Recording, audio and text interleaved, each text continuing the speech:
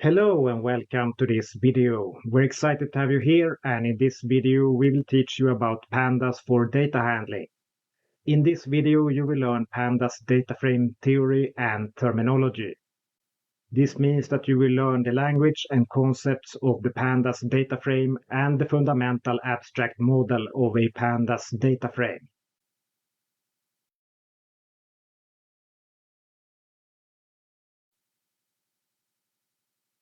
First, we will talk about the pandas data frame and pandas series objects. And pandas conceptually consists of two building blocks, the series object and the data frame object. The data frame object can be said to be built by several attached series objects. And these series objects are often compared to one-dimensional spreadsheet columns and data frames to two and more dimensional spreadsheet columns.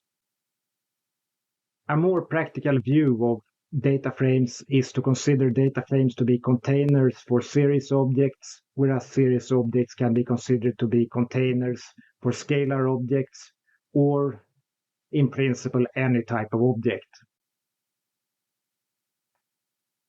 When data frames and series objects are combined, they effectively form a storage container similar to well-known spreadsheets, such as Excel spreadsheets.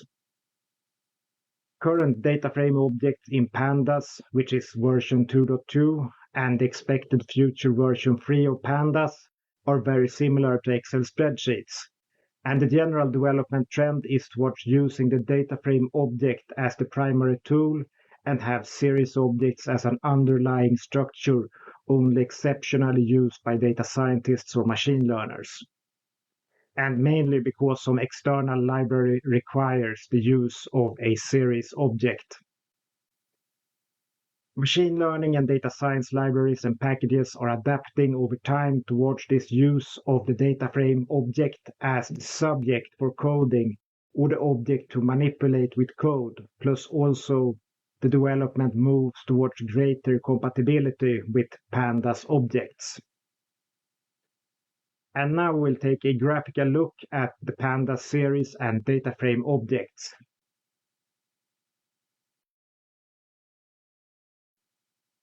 And here we have a graphical view of the three series objects, which will be combined into a data frame object like this. As you can see, the three series objects, which here consists of spreadsheet columns, so strings with row counters.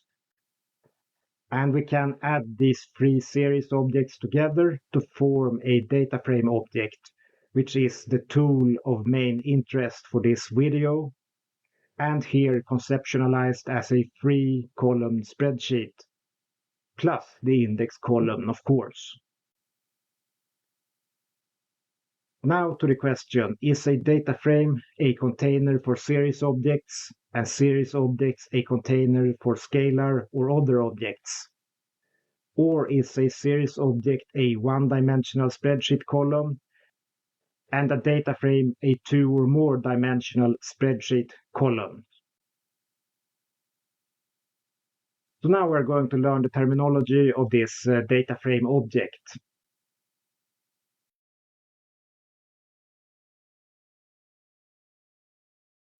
And the terminology of Pandas data frames and objects is a little bit more than just rows and columns.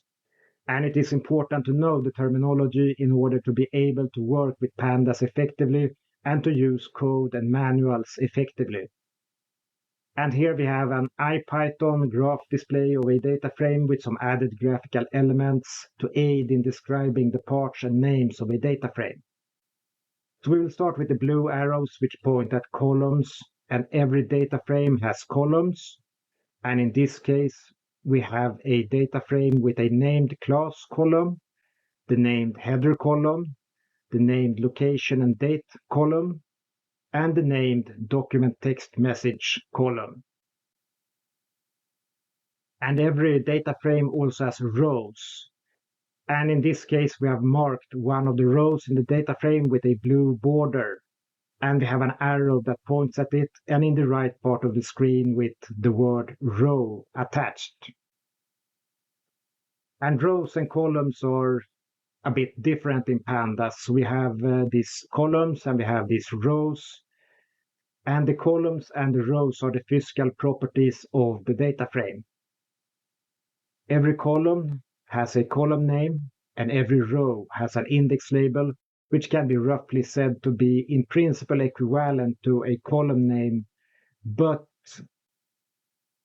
the index label is quite different in terms of the underlying data structure and its functions. And every column and row intersection has a data value or a data object. And this data value or data object roughly corresponds to a cell in a standard spreadsheet model. Also, every data frame or series object has an index column, which we have to the left and which we simply call index.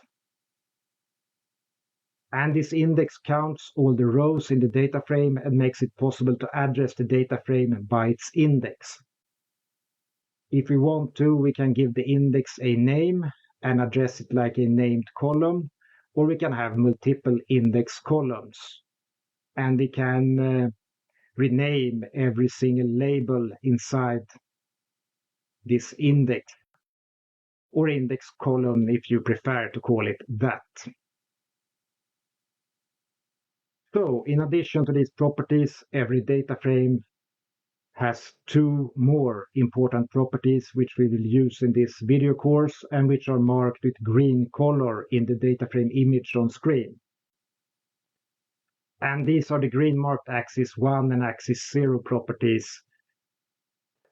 And we can say that the axis 1 property makes it possible to address what is usually called the x-axis of a matrix, whereas the axis 0 property makes it possible for us to address what is usually called the y-axis of a matrix. And these are important properties which we will use later in this video course. And now we'll talk some about the contents of a data frame intersection or a cell.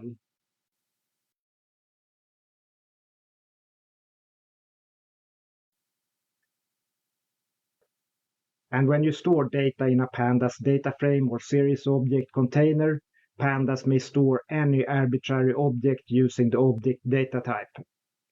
And this is an important feature as it extends the use of Pandas into arbitrary data storage and consequently arbitrary application use as a data storage and data handling platform. But when it comes to standard data types usually used within the ambit of normal, or you could say standard data handling and data analysis, Pandas mainly converts the stored data types to NumPy similar data types. And NumPy is an independent Python library for numeric Python use. And the use of these NumPy similar data types means that Python integers, for example, will be converted to NumPy int64 integers, that Python floats will be converted to NumPy float 64s, and so on. And this has some practical effects, as for example, NumPy data types generally are faster and more restricted than Python data types, although we must say that the original numerical standards of stored data in data files seldom are known, but rather inferred on the values. And this is important. And we have two caveats related to NumPy, and this is that Pandas and other libraries extend NumPy's type system for a few data types, meaning that these data types need Pandas or other libraries for their intended use as data types. And then we have caveat number 2, and that is the future development. Pandas Freeze roadmap prescribes that Pandas in the future will use PyArrow strings instead of NumPy strings to increase the string performance, as PyArrow strings are stored as series of characters. And this video course is currently updated with the announced changes for Pandas Free, So no changes to this course should happen as a consequence of Pandas 3. And should more changes occur, the course will be updated in due time. And as you can see, this is a quite complex model. And the best way to cope with these data types differences, if they become relevant, is to keep track on data types. To read the manual, and that is the Pandas manual, and to execute object and data frame inspection, which we have two important videos about in this video course. So, in the next video, we will teach you how to create Pandas data frames from scratch using Python and Pandas. And we look forward to see you in the next video.